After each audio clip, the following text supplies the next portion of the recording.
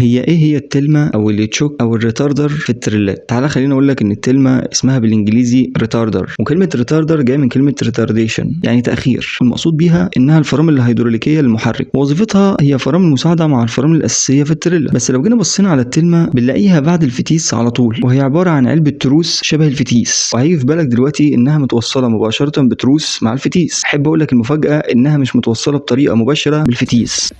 طب ازاي وانت بتقول انها فرامل محرك؟ تعالى خليني اقول لك ان التلمه انت بتتحكم فيها انها تشتغل او تقف من خلال دراع التحكم اللي اسفل الطاره، وبتستجيب لدواسه الفرامل مع الفرامل الاساسيه، لان بيكون واصل لها فيشة كهرباء. واننا لو بصينا عليها من الناحيه الميكانيكيه هنلاقي ان في ترس اساسي بنسميه الترس الدوار، وده متوصل بالفتيس مباشره، وبيكون في شرايح شبه المروحه واللي بتكون معكوسه، وفي قصاده ترس ثابت. بس فاكر لما قلت لك انها فرامل هيدروليكيه؟ لان لما بتضغط على الفرامل وانت مشغل التلمه ده بيزود ضغط الهواء اللي رايح للتلمه، فبيدفع الزيت انه يدخل بين الترس الدوار والترس الثابت. وفاكر كمان لما قلت لك ان الترس الدوار ده فيه شرايح معكوسه عشان بيتولد مقاومه بين الترسين بسبب الزيت اللي بينهم، واللي خلاهم كانهم متوصلين ببعض، فبيبطئ من حركه الترس الدوار اللي متوصل بالفتيس، فبيقلل من سرعه التريلا. كمان التلمه بيكون وصل لها وصله كهرباء ووصله تبريد. وصله الكهرباء عشان تتحكم فيها من خلال الدراع اللي بيكون تحت الطاره، ودوره التبريد اللي جايه من الرادياتير عشان لما بتشغل التلمه الزيت اللي بين الترس الدوار والثابت حرارته بتزيد وبيكون محتاج تبريد. كمان لو جينا بصينا لفائدتها فهي بتقلل استهلاك الفرامل، وكمان بتقلل الضغط على الفرامل في حاله لو التريلا نازله في منزل. ولو جينا للتريلات الاستيراد فبتلاقي في منها بينزل بتلمه وفي من غير تلمه. ولكن لو جينا للسؤال الاكبر، هل الغبور او الجفالي بينزل بتلمه ولا لا؟ وده هيكون استبيان بسبب الجدل الكبير اللي حصل في الموضوع ده، وهيكون لي فيديو منفصل باذن الله. وكل سنه وانتم طيبين.